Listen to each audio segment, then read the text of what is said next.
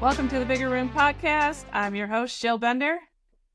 And I'm Mel Cobian, and today we're going to talk about the 3 steps to becoming a better communicator coming from a place of love.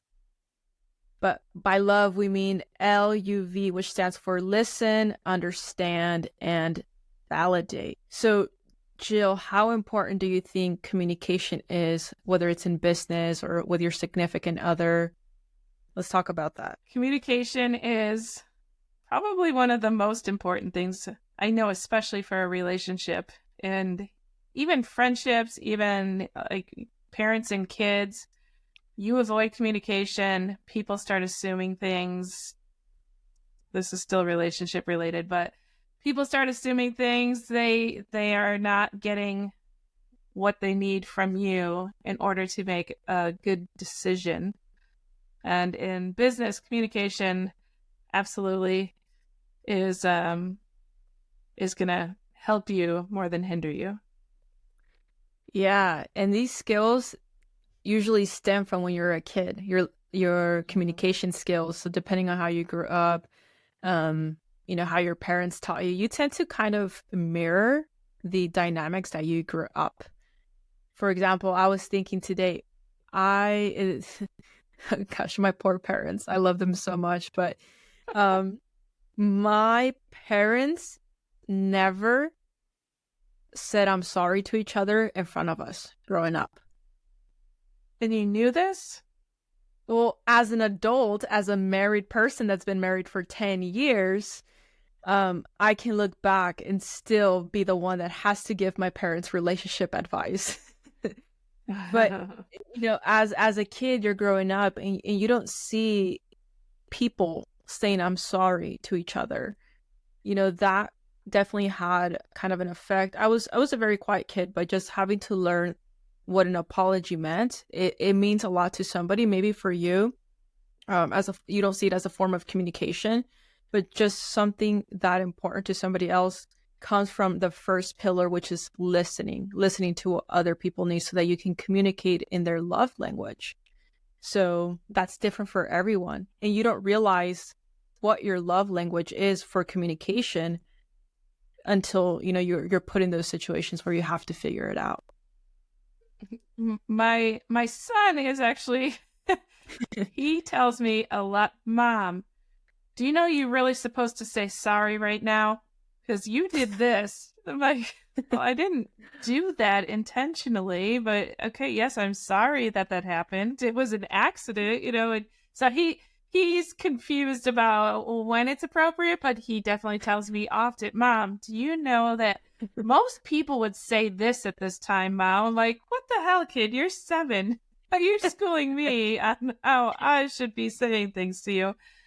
So I am learning more now, even as a mom. Yeah, but you're being an empathetic listener because maybe you didn't think that was worthy of an apology, but you put somebody else's, feelings by listening to what they needed. So that maybe his brain, right? His 7-year-old brain, like, I need to hear this so that I can move on. Yeah. It's usually something that is simple, whereas they are so basic with what they know because they don't have all this other stuff that's come into our lives and the stuff we grew up, the relationships we've had. And so everything is black and white to them. And they know you're supposed to say sorry at that time, or they know there's, those things. And yes, sometimes you don't really think that it's that big of a deal. Yeah. I can say I have had to change the way I communicate with a lot of things with him, because I do have to stop and go, okay, he's little. Like, these tiny little things do mean a lot to him, and I have to make sure. And it's not that I don't say sorry. I'm not an asshole here. It's other situations that I just can't think of an example of, but I have had to think about it a lot more. Okay, I do need to make the extra effort to make something a little bit more clear. Stuff like that. Yeah. Which you probably had to figure out as somebody in a marriage. Yeah, I mean, sometimes when the thing is, like, in a marriage, right? Like, arguments happen and things like that, and or disagreements. And sometimes you're getting ready to say your next line while the other person is talking to you. They're telling you exactly what they need from you, and you're not actively listening because your brain's like, I'm going to say this and I'm going to defend myself. And so then you're not communicating. So communication starts by listening and by setting aside your feelings and creating a safe space for the other person, which is sometimes easier said than done. And this might come up with your other pillars, but someone had just reached out to me and they're like, hey, this is what I'm noticing about you lately. It was more related to what I am and not doing with my online business and with my work.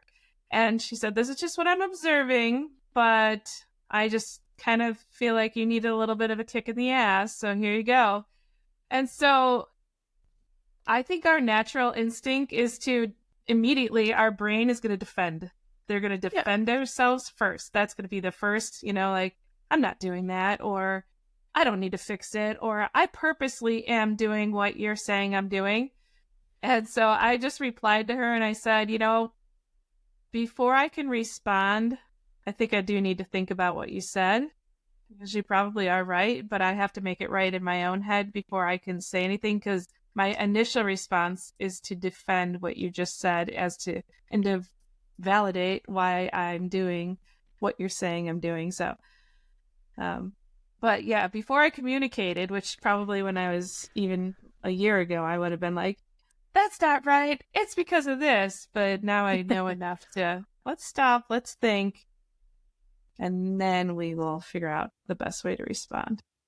Yeah, and exactly. And that leads us to this second pillar of communication, which is understanding. And I think this one is also a little tricky for a lot of people, because just because you listened to someone, it doesn't mean that you actively understand what they're saying. And it doesn't mean that you have to agree with their feelings or opinions. All it means is that you have to acknowledge and validate their feelings and understand them, which I think is the hardest thing for people to do. Right. And we've said that before. People are listening so they can respond. They're not listening to fully understand where that person's coming from, why they're saying it. And it's because we all grew up different.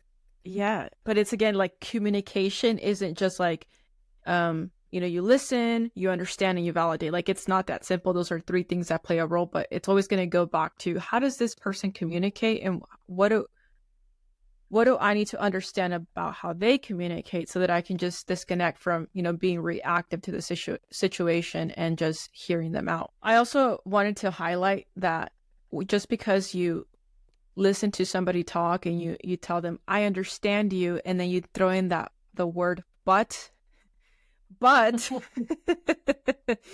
isn't necessarily reflecting upon what they said. Because a lot of the times our brain, when it hears the word but, it's like everything you said before but doesn't matter to the brain. So it's like, Jill, I understand what you said, but I don't agree. And it's like, all you're going to hear is, I don't agree. So so we go back to, trying to just reflect on what the person said. And what works really well is just repeating to the person to assure them that you're listening. Like, thank you for sharing that, Jill. I understand. I understand what you're trying to say.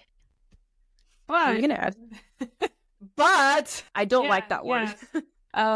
But really does kind of just like, I'm just gonna repeat what you said, and then I'm gonna dismiss it by throwing in, but here's my real opinion of what you just said, and I'm gonna completely dismiss everything that you just told me. Yeah. Yes, so, like, think about whether it's the kids or your partner. You just got home.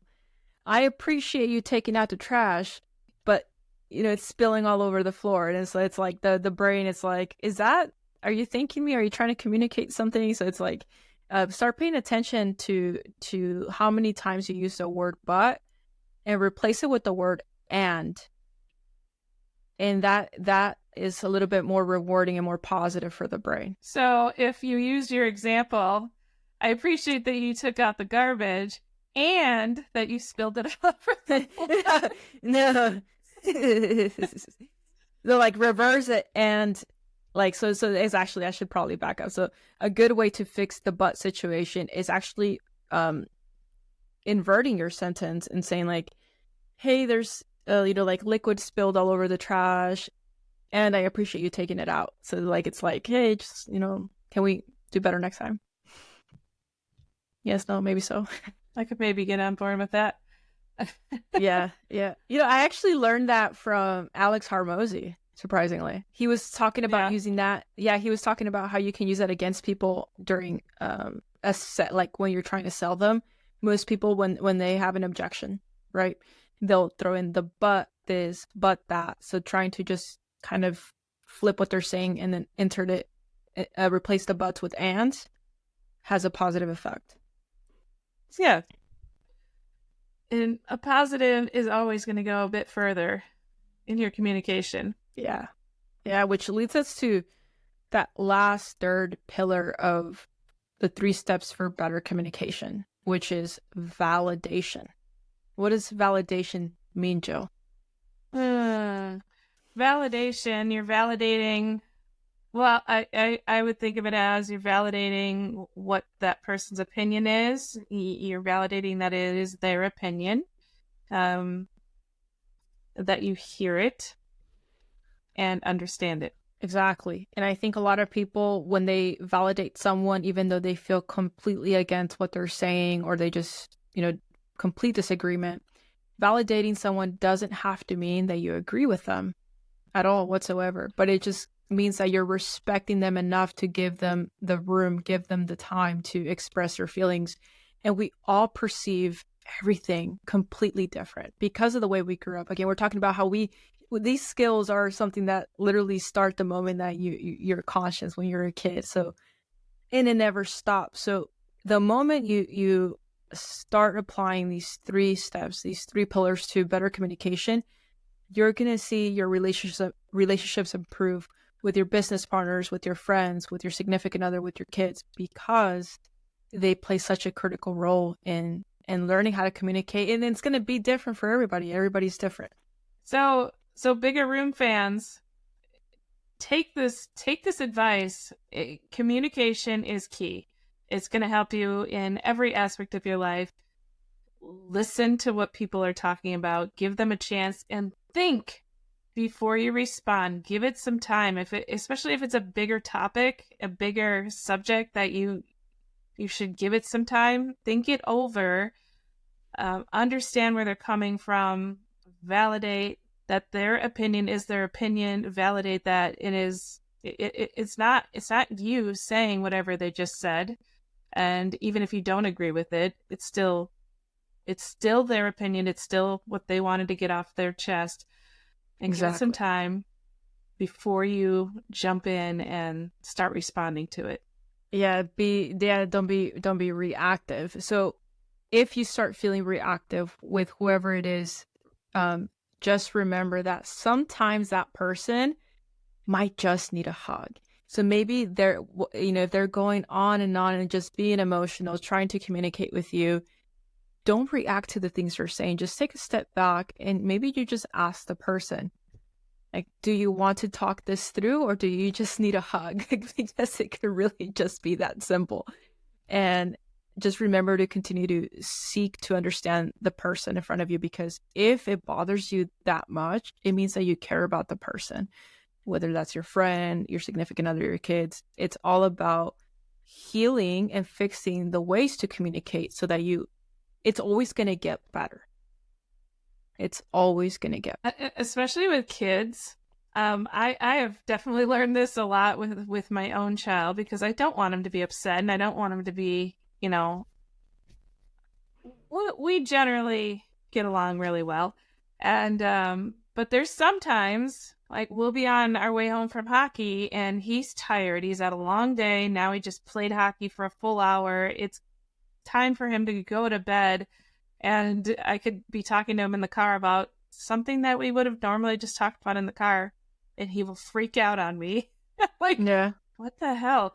I'm like, okay, well, you don't have to get so upset about this. Mom, I am blah, blah, blah. And then he'll ramp that up instead of, sometimes he does just say, well, I'm sorry, Mom. I'm just, whatever. But there's times where he still is getting even more upset. I'm like, all right, so I have learned with him for sure. I just kind of let it go, and I don't really. There's not really anything I could say. I can agree with him or disagree with him, and he's still going to go down this path. But it's because he's tired. So I'm understanding the fact that he's tired. I listened to what he said, okay, and then sometimes I just have to say, okay.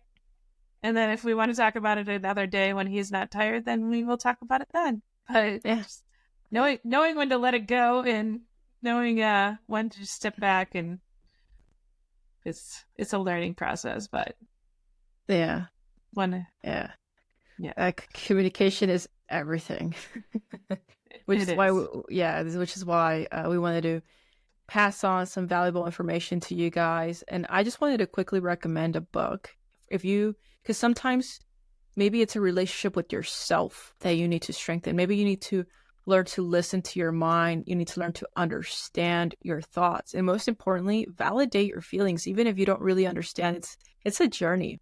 So learning how to communicate with yourself, with your mind. The Untethered Soul is a book that really, really helped me, and it really did change my life, because it takes you through that journey of the inner voice that we all have, right? We all talk to ourselves. We all say things that maybe you wouldn't say out loud, and you would never say to your best friend. So if you wouldn't say those words to your best friend, why are they in your head? Why are you saying those things to yourself? So if you feel you need to go on that journey of self-development, The Untethered Soul is an amazing book. Good recommendation. Yeah. I have not heard of it. If you guys enjoyed this episode, please share it with somebody that you think can benefit from learning the love method. And thank you so much for joining us. We would so appreciate it if you would be willing to leave us a review. It helps push our podcast out to other people, other listeners who could use this information. As always, thank you for joining us. See you next time.